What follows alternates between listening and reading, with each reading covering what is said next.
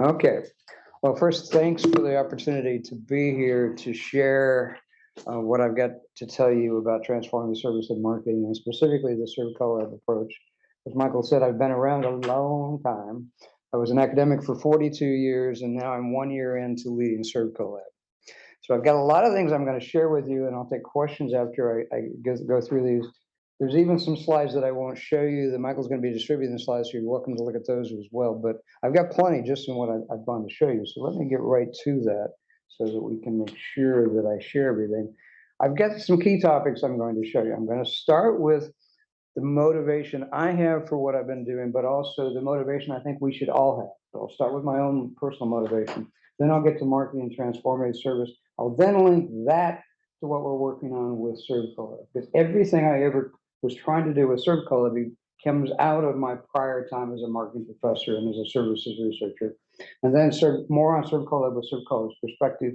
And then lastly, building research capacity, which is something I'm hoping all of you will want to be part of, because there really is a tremendous amount of opportunity for us in the marketing fields to do more, like Michael was saying, do more to improve the world than we have already been doing. So let me get to this then. First, the motivation. Basically, seeking fairness is my personal quest. So to give you a little more of that background, the year 1968 was the transformative year in my life. I was 14 years old. 1968 was a horrible year worldwide, just in the United States, which is mostly what I was hearing about in the news. We were having civil rights protests. We were having women's rights protests. The Vietnam War was on. Martin Luther King was killed and assassinated during that time. Just a whole bunch of horrible things happening worldwide. There were problems in many other parts as well. So I became convinced that fairness was a human problem, and I was obsessed with that issue. The things were unfair, so I became obsessed with trying to make something happen. But first, I tried getting depressed. I tried getting depressed about it. Fortunately, that didn't last long. I decided I wanted to do something about it instead. So my life obsession ever since '68 has been that. So I went off to college thinking I was going to be a lawyer. I was going to be a civil rights lawyer, but realized, well, you can't force anybody to do the right thing. They have to want it, which is how I looked for a new major. I found marketing. Once I found marketing, I had seen the light, so to speak. And all 3 degrees were marketing focused. First, a bachelor's in marketing, a master's focusing on marketing research. Because I was so obsessed with marketing research, my 2 mentors said to me, Ray, have you ever considered getting a PhD and becoming a professor? I had not, but I did. And I got a 3rd degree, all at Arizona State University, all in 9 years straight. I have an impatience problem. That's evidence. That's evidence of my impatience problem, 9 years, 3 degrees. So I finished up in 1980. My research was, from the beginning, focused on service research, especially service history, service theory, service design, and serving humans. And leadership, Michael touched on this, but I was twice a marketing department chair at University of New Orleans for 11 years, Texas State University, which is where I retired from, but I was there as chair for 12 years and then finished 3 more years beyond that. I also founded a service SIG that he mentioned. That was actually 30 years ago. We were the very first SIG, partly because I had email addresses of all the service researchers back then. And that's how I got to start this so fast 30 years ago. We just celebrated that event. And I announced that I was starting ServCollab in 2018 at the 25th anniversary of ServSig. What I told everybody that I was doing a keynote about the 25 years of history. And I said to everybody, after 25 years, we've spent all this effort and energy helping each other. I think we're ready to help the world, help our fellow humans. And I'm starting ServCollab to make that happen.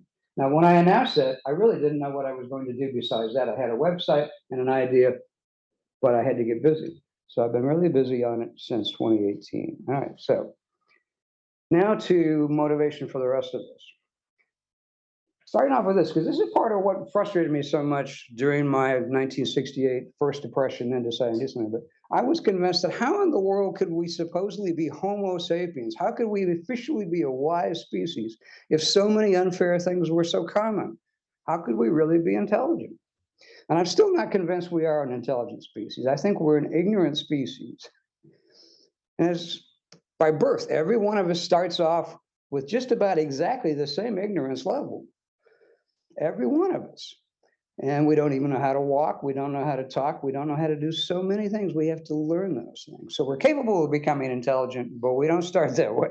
And we clearly aren't always, as a species, doing that well. Now to this slide, one of my favorite quotes. I'm very musically obsessed. Music is how I got through the 60s and 70s. I'm super musically obsessed. This is one of my very favorite musicians, Bob Marley, and this is a quote from his redemption song: "Emancipate yourselves from mental slavery. None but ourselves can free our minds." This is from about 1980 when I was finishing my PhD. I really thought that captured a very important point. But a little bit of background about Jamaica that might help you understand why that song is sort of the national anthem for Jamaica. Bob Marley comes from people who were brought in as slaves to Jamaica. And so they were freed physically as slaves. But his point is the next step is the mental slavery, learning to think and behave differently. I think that's a very important point for our entire species, to learn to think and behave differently. So it's a great song and always an inspiration for me. And here's some of the reasons we need to think differently as a species now. I've listed 9 different parts of what the term now is polycrisis, modern polycrisis, as opposed to crisis, which is more singular. Polycrisis. So I've got 9 things, and I'll just touch on the key points: ecology, economics, social, health, education, politics itself, technology, military, and refugees. And every one of those things on that list is an acute crisis. The very top one on the ecology, the climate disruptions that we're seeing worldwide. I mean, I'm not in the United States right now. I'm obviously here in Melbourne, but they're going through a massive heat wave across Texas, where I'm coming from, and also across so much of the United States. And you've had massive fire problems here in Australia. We've had massive fires in the United States. Canada's having fires right now, huge problems. And that's just one of the 9. And these are all humans that are the fault of all of these things. So again, are we an intelligent species? Well, we could be, but we need to get busy. So I would also say these are incoherent service fragments. In terms of my service research way of thinking of things, I view these as incoherent because if we were really intelligent as a species, we wouldn't have all these intersecting polycrises events. We would have figured out and prevented these things. And now I think, as a species, we have to get busy figuring these things out before we cook ourselves. With the temperatures rising, well, we are at risk of cooking ourselves. So, last point here on the motivation is, as scholars, who do we serve? And I think very commonly academics see themselves as serving the interests of the university, serving the interests of the discipline, frequently serving their own interests in terms of their research and etc. But I think we should also see ourselves as serving humanity, which is really a key thing that I'll touch more on with ServCollab. But let me keep going then. So now the marketing and transformative service point. Basically, interactions are the center of marketing. That's how I got obsessed with marketing, because if you're concerned about fairness, you're concerned about interactions between humans. So marketing made sense, but I wasn't going to be forcing anybody. If I was in marketing, I was only going to be able to persuade to get people to do the right thing. Much better than trying to force them with a law. You can't fix them with laws. You've got to fix it with people wanting things. And then the service issues, well, it's also interactions. So to me, both, that's the center. So let me get to some of the old knowledge about marketing, the broadening marketing that was part of the inspiration during the time I was a PhD and a marketing undergraduate. Like Kotler and Levy's article, Broadening Marketing, Broadening the Concept. Another major and very influential article, Boghossian in 1975, the article Marketing as Exchange. He talked about marketing as exchange in the economic sense, but also in the social sense. He was very broadly thinking about it that way. That idea has stuck with me all these many years later, and it's one of the key logics that I'm going to show you later with ServCollab, that marketing and the interaction it isn't just a monetary thing. Then the last one there that I list on Shelby Hunt, because he was the first major marketing theorist to publish a book that became sort of the little green Bible, as it was sometimes called back then, that was part of my PhD program. Then we've seen numerous subfields in marketing, and I list just a few: macro marketing, public policy, services, and social marketing, all relatively early, but we've got a lot more, like digital marketing, marketing technology, and a whole bunch of the more modern subfields. Marketing has regularly broadened itself. And I think that's wonderful. That to me was a very inspiring thing. And the services part, I got involved in because I was obsessed. And at the bottom of that slide, when I was showing you my motivation, that was my dissertation title. It basically was about satisfaction with services. So what should marketing be now? I showed Kotler's 1969 article 11. Here's a recent book he did from 2021.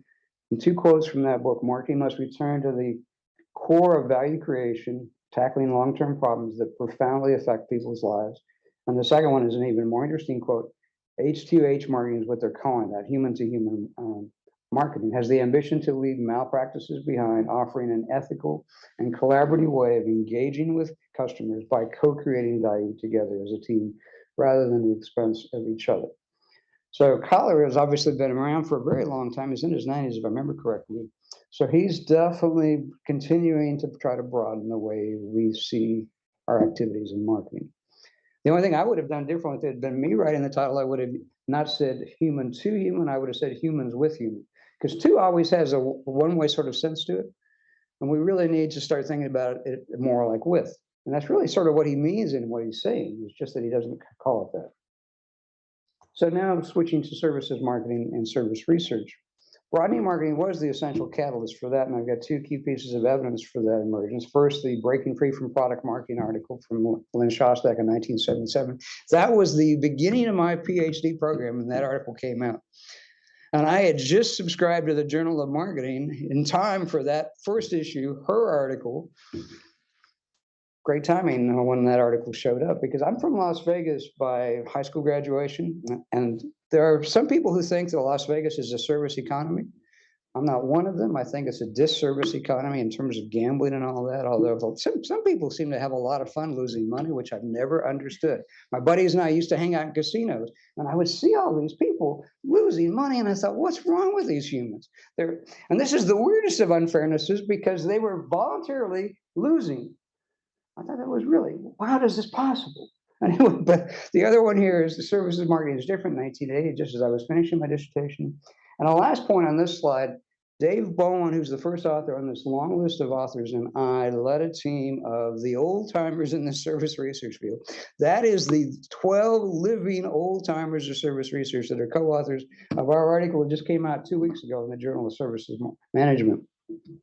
We missed one. Everett Gumason died about 2 months ago.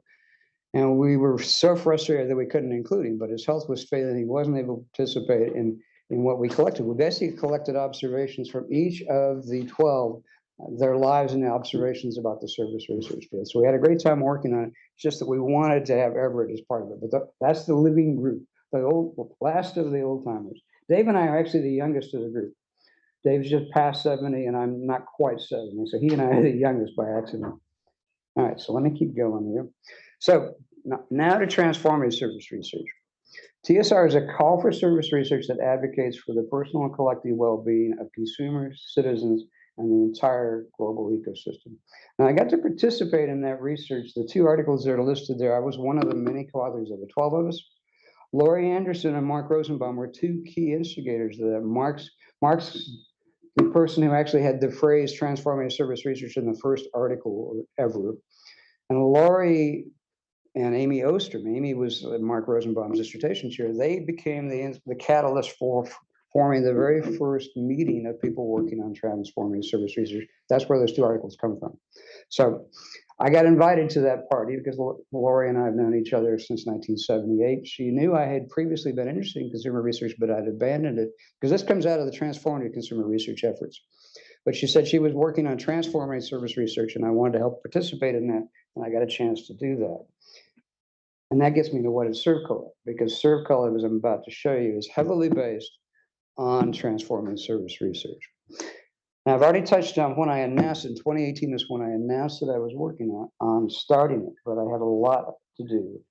The first part I'm about to show you is the parts that I had done by myself before I got a bunch of other people involved.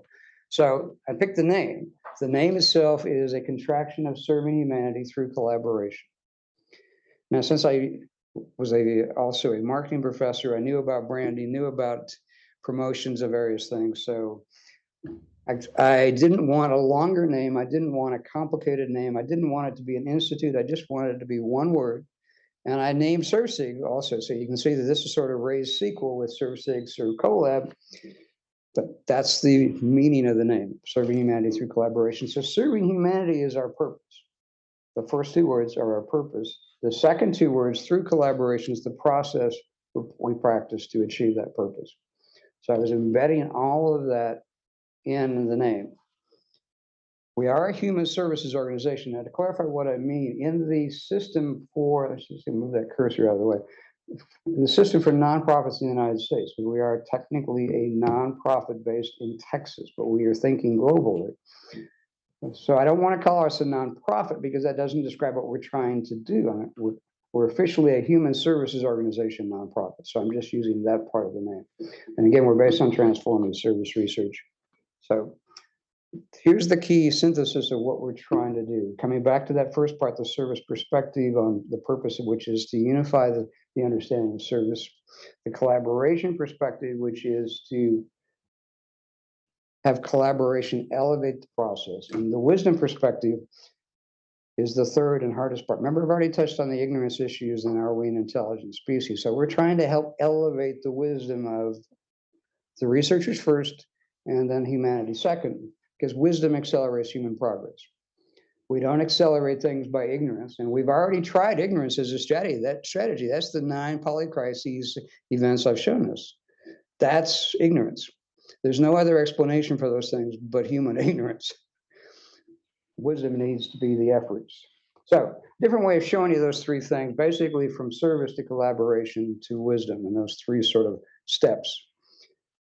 That's a very long-term goal, and it's very broad. I don't expect to see everything I want to happen in my lifetime. I expected ServCollab when I started to outlast me. I expect ServCollab to definitely outlast me. I hope the problems don't outlast all of you, though, because there's a crisis point coming in terms of the average temperatures alone, and it's not very far away from all the predictions I've seen. Now, one other key thing that I started on, what I had help in creating, was the upframe mission. We started with the original framing of the mission, which is in blue there, to serve humanity through research collaborations that catalyze reducing suffering and improving well-being. We just recently added the part that I've highlighted in green, enabling well-becoming. So I need to clarify what we mean by well-becoming. Basically, it's to increase and expand opportunities.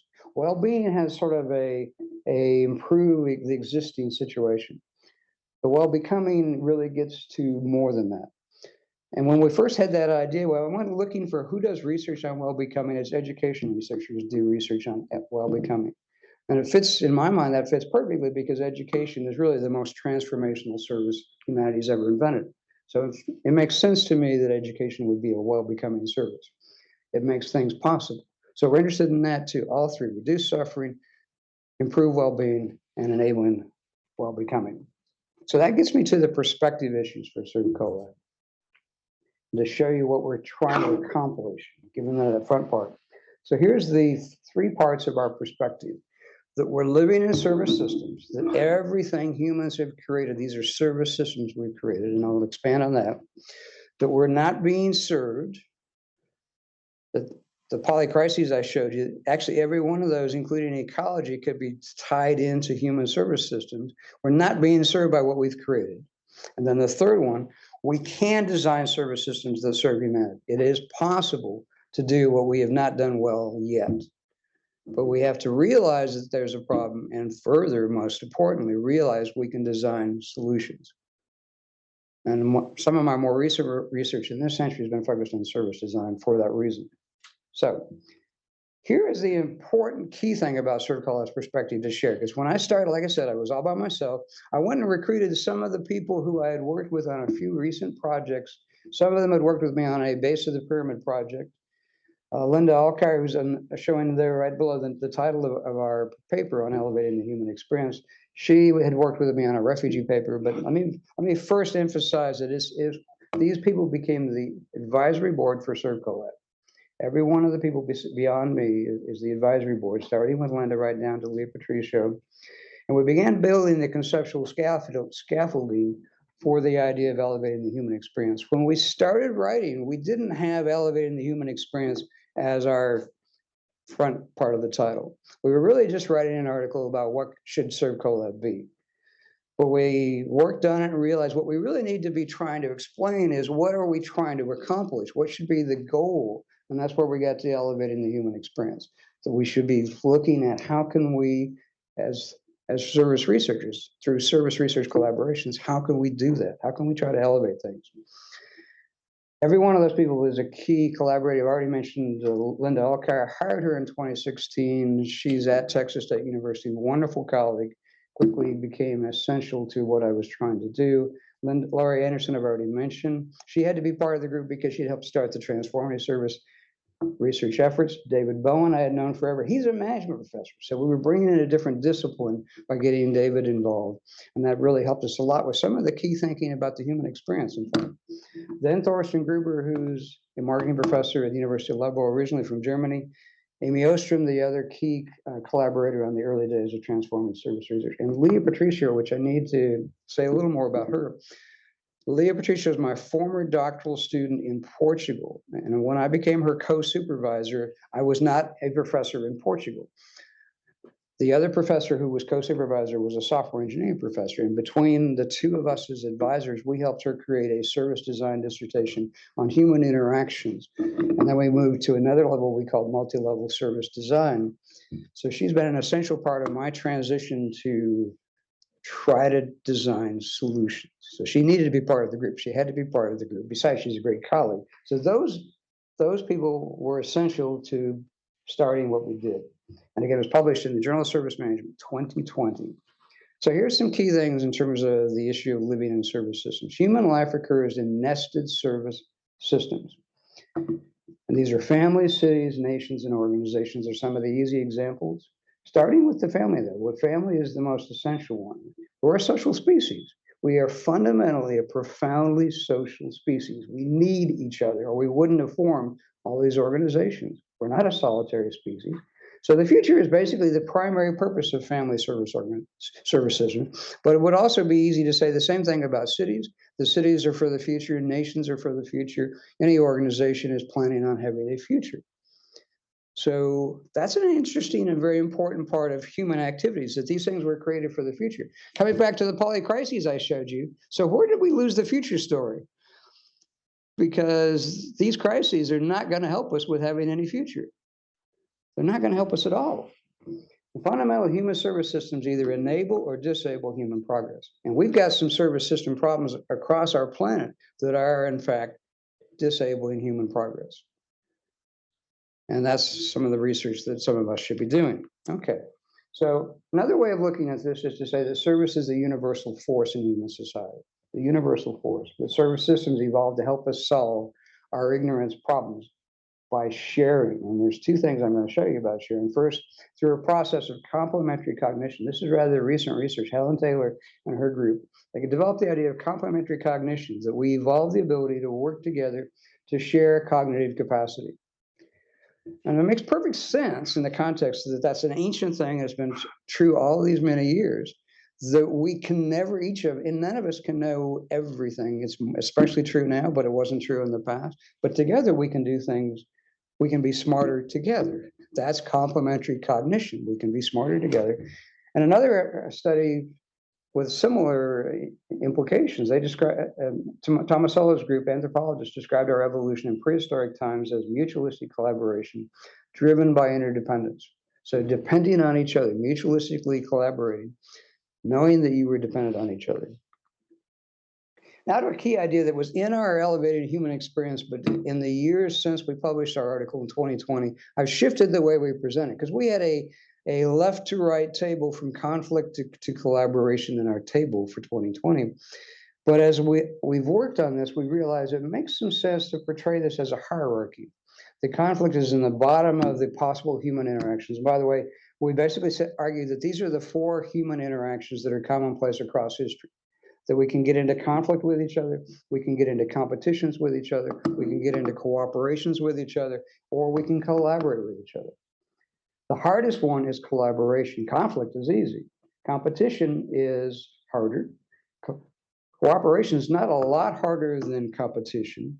But just to give a little more context, the difference typically between cooperation and collaboration is that In lots of situations, people are cooperating with things they don't like that much. So it's sometimes phrased as going along to get along, but you might not be that fully invested in what you're going along with. Collaboration, you really have to have, if you're doing it right, shared purpose, which is the higher and harder goal of collaboration. So the key reason ServCollab is named that way is that if we really want to solve problems, we really need to get to the most difficult but the most important kinds of collaboration. And that previous slide I showed you, it's possible. We evolved to be able to do it, but we need to practice it. We need to be good at practicing it. All right, enough of that slide then. Inequality in service systems is the point of this one. That inequality is not a flaw in our human nature. And there are people who think it is. There are people that think that the problem of inequality is because that's just the way the world works. Wrong. I've never been willing to believe that. I've always viewed it as nothing more than the system's the problem, and that's what I'm saying here. Inequality is a flaw in the design of our service systems. It's not the human, it's the system. And the humans created the system. So maybe we should be looking at changing it. But for most of human history, which is my next point, the last 5,000 years is what we mean by human history, because it's what was written. That's what the historians call history. Human service systems have neglected, mistreated, or excluded some of the people within the system.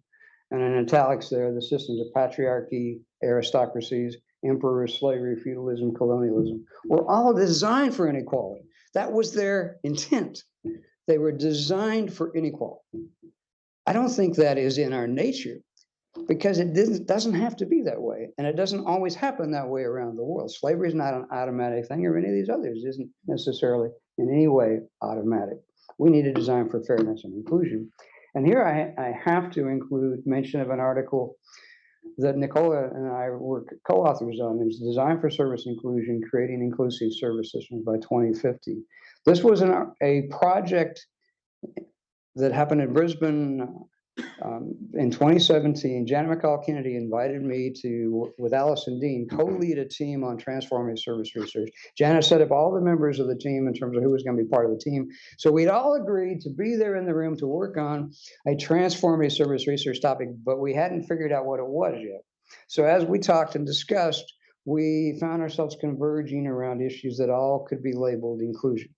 So our title became Design for Service Inclusion by 2050, in other words. And the others were mostly from Australia, like Alison Dean from Australia, Alison Jobert from Australia, Linda, that was her previous name before she got married and became Linda Alcar, Joe Previty from Australia, obviously Nicola, and Mark Rosenbaum is the other person from the United States. So we worked on that together. That article was also inspirational for what I did with ServCollab, because at the point that I was announcing ServCollab, this article was about to come out. Remember, the work was done in 2017, it was about to be published in 2018. So a little bit more on Design for Service Inclusion, in case you haven't read it yet, but please do read that article. It's really, I'm very proud of having been part of that. To me, it was a great thing to be able to participate in. So we described service inclusion as an egalitarian system that provides customers, including consumers, clients, patrons, we along with citizens, patients, and guests, with fair access to service, fair treatment during the service, and fair opportunity to exit. So we were trying to describe what should the system be, as opposed to what too often the system is. And you can look easily around the world and find systems that have deliberately excluded people, very deliberately. That was by design. And that's how we got to service inclusion as our theme. And so we basically proposed a global service standard that would provide all customers with equal access to the value inherent in marketplace exchange, instead of leaving some people only partially served or excluded altogether, which again is too common. And we linked it to TSR, which you already heard me say, but basically customer level, societal levels, and even global well-being. So we were advocating that as a very important idea. And in fact, to my delight, there have been several people who have done research studies on service inclusion since we published that. And we were hoping it would be an idea that people would use, and it's so exciting that people did, in fact, use it. And there still seems to be more studies that are being done on it. In fact, I get to tell you about one that I already shared with some of the Deakin faculty yesterday. It's in part of these slides. This is our first set of ServCollab publications. Starting with at the bottom of there, and this is intended more like a tree diagram going upwards, the article I already showed you, Elevating the Human Experience, that was our announcement, our foundational article. So I've got two sets grouped over there. I've got the expanding application possibilities for research projects, and then the expanding understanding for perspectives article. So the projects are intended to be applications. The perspectives are intended to broaden our thinking. That's the key difference. So the very first research project was one that George Finsterwall was part of the group on refugee experience. There were 13 of us that did that project on refugees back at a transformative consumer research event in which we were part of a transformative service research group, all 13 of us, doing refugee as a topic. And we proposed a refugee experience framework and basically set that up as the first project. And I really think that one of the things that to me, now that it's been a couple of years, we picked a really hard first project because the refugee problem is an ancient problem. It will never go away. We'll always have refugees. The question is, how do we treat the refugees? We will always have refugees, but we don't have to treat them badly. It's the question of how do we treat them. So the second and most recent one is not out yet. It's in the Journal of Service Research, Digital Inclusion, which is basically built on service inclusion. So that's the second one. On the perspective side, Linda Alkire and I did an article in Service Science on service ecosystem health. We were trying to connect the literature on service ecosystems with the literature from planetary ecosystems, ecosystem services, and ecosystems health, a variety of things. They're trying to bring those together into more of a conceptual overlap. And that's what we did with that one, calling it service ecosystem health. And the most recent article that we've done on this perspective is a service thinking mindset, just recently out in the Journal of Services Management. So that is where we are with what we've been building. Now to expand a little bit more on human experience. This is our definition from the first foundational article. To serve humanity, ServCollab seeks to elevate the human, and we're abbreviating the human experience, which is our holistic concept for the totality of each person's experience with service systems as they seek to meet their basic human needs across their life journey. Very broadly based. Now, of course, there's a lot of customer experience research right now. We were trying to think bigger than that. And part of how we got there was that Dave Bowen, the management professor in the group, said, well, what about employee experience? Because one of the marketing group members said, well, customer experience, we need to be talking about that. And he said, well, what about employee experience? That's how we got to human experience instead. Because we didn't want to leave David out, but once we realized, well, if we're going to include the employees, let's think bigger.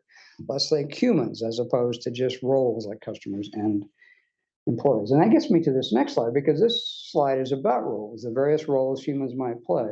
So I've got private experience roles that we go through in our lives, family roles and friends roles. We all have those. We all have family roles of various kinds. We all have friends roles of various kinds, and we're in those various roles. We also have the public experience, and that's where the customer experience and the employee experience actually would be in the very public stuff. But typically the monetary part, and that's the other point on my slide, that the first part up there on the top is the non-monetary, which is a lot more ancient than the monetary part. We invented money later. Money wasn't something that was with us at the beginning of our species. Money we invented later. So the non-monetary part is actually foundational to what we really value the most. We don't pay for friends, and it would be impossible to pay for a good friendship, wouldn't it? It just wouldn't work that way. It's not what we do. So that is the totality of human experience, both the private and public. That's one way to look at it. But what I'm also trying to emphasize to you is that service is, of course, occurring in interactions, and they basically are social and they are monetary. And this is where I have to link to disciplines, because we have social sciences that are looking at the social side.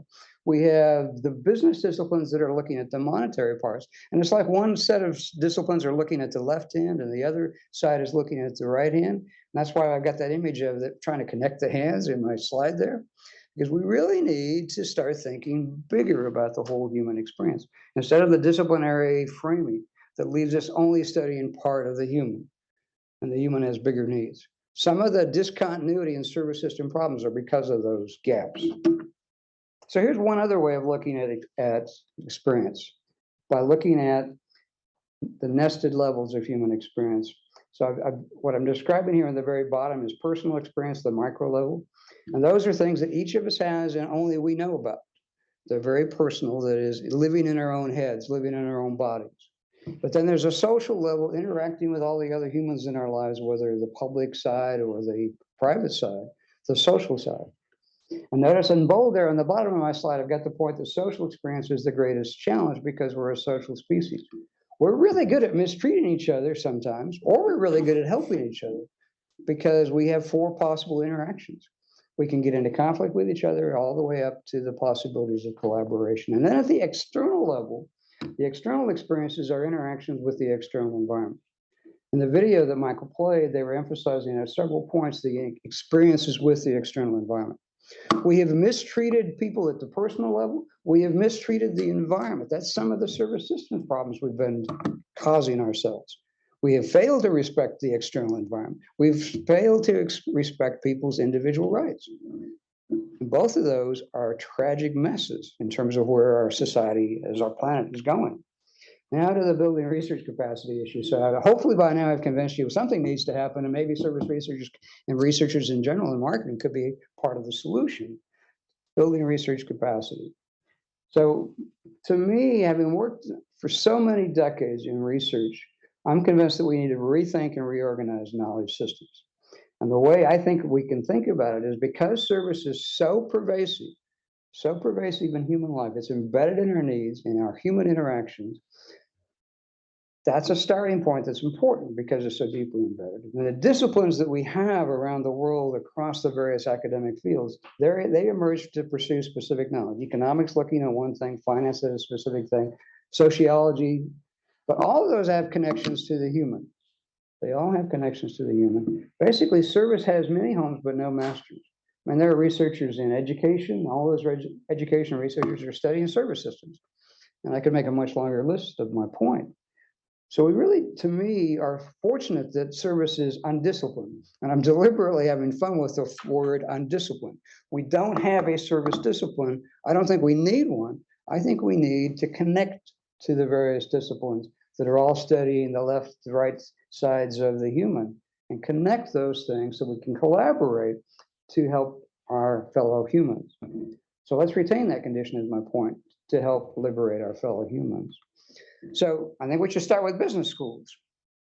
And of course, I'm saying that partly because I spent 42 years as a marketing professor in a business school, but I'm going to show you some other reasons that I think are really an essential part of it. All business disciplines are concerned with human interactions. They really are. They've got different ways of framing it and looking at it, but it's always about human interactions because of the nature of business. And businesses have been some of the most creative service systems in human history. So there's a lot of reasons why business schools developed. It's because of that creativity, because of what was possible. And modern economies are premised on a substantial role. That's how, again, business schools rose to such an influential stage. But we've got some limitations. And those limitations include that we're typically seen as solving corporate problems. And that's typically the logic of the various fields. Each of the business fields typically looking at corporate problems, not the problems of society or of individuals, but corporations. And we're typically more focused on preparing students to work for corporations than broader level issues. And we're typically looking at things from a profit-seeking perspective, increasing shareholder value. And that's become one of the controversies in terms of, is it just about shareholders or is it about more than that? And fundamentally, it's typically a monetary logic of monetary metrics to track financial progress. And that, to me, is a limitation. But there are numerous calls for business schools to change, and I've got three listed here in my slide. The first is AACSB. Now, Deakin is one of many universities that is AACSB accredited. So the ASCB guiding principle number 2 on societal impact, and I'm just going to highlight the part in green: a force for good in society makes a positive contribution to society. Now, I've been around since the 20th century in the business schools. That was not part of their AACSB accreditation back in the 20th century. It was not. They didn't start talking this way until this century, and really about the last 10 years, they started talking about it from a broader societal perspective. A new group, by comparison to AACSB, is the Responsible Research in Business and Management Group, focusing on research in business. Mary Jo Bittner was one of the co-founders of that group, and because she has known me for a long time, she asked me to be one of the co-signers on the early stages of their work and review their white paper. And here's a key quote from that white paper: to imagine a world where business or management research is used widely in practice by business and other non-business organizations to improve the lives of people in our societies. So they're on the same wavelength as what I'm trying to do with ServCollab. And I think ASCSB is on that wavelength. So I don't think I'm completely a lunatic. I think I'm seeing the problem the way they are seeing the problem. And the third one from Prime, which is tied to the United Nations, and I'll just read the green part there. It's to transform management education and develop responsible decision makers of tomorrow to advance sustainable development. So again, looking at things differently. I think there is a need for business schools to help lead the transformation. And that gets to this slide, that I think business schools are well positioned to expand their role and their research. Partly because business disciplines have more in common inside the business schools than a lot of other various colleges you might find or schools you might find. Like the two examples, liberal arts is a collection of stuff. I don't know a better description than it's a collection of stuff that gets called liberal arts. And often the sciences are collections of sciences, but they don't have that many connections. The business schools have a lot of cross links across the field. So I think that means that business research has a lot to offer. And business research tends to focus on improving business systems and business practices. So we can apply that improvement logic, and that's this next point, that improvement logic can be expanded to all human organizations, to all systems and all practices. And I really think that's where ASCSB, the Responsible Research Business and Management Group, and the Prime Group, that's where they're trying to go to. I think that's really the same kind of thing. We know how to do improvement, but can we think bigger about improvement? Can we do that? And I think we need to. But I have to add one other thing, because during the time I was department chair at Texas State University, I'd go to these meetings with other department chairs, and I'd often get teased because the business school was on the top of the hill at our school. So one of the common things, well, how's everything at the Money Palace, right? And of course, they didn't mean that as a kind sort of a comment. They meant that as a sort of a dig, the Money Palace. And it wasn't the best conversation started with me, because I was trying to think, well, I don't want to say anything rude to them. How am I going to engage in a conversation? I didn't enjoy that comment, but I didn't want to get into an argument with them because it wouldn't help anything. Business schools are often seen in very derogatory ways by the other parts of the university. It doesn't have to be that way, is my point. It doesn't have to be that way. We don't have to be seen as the people in the Money Palace.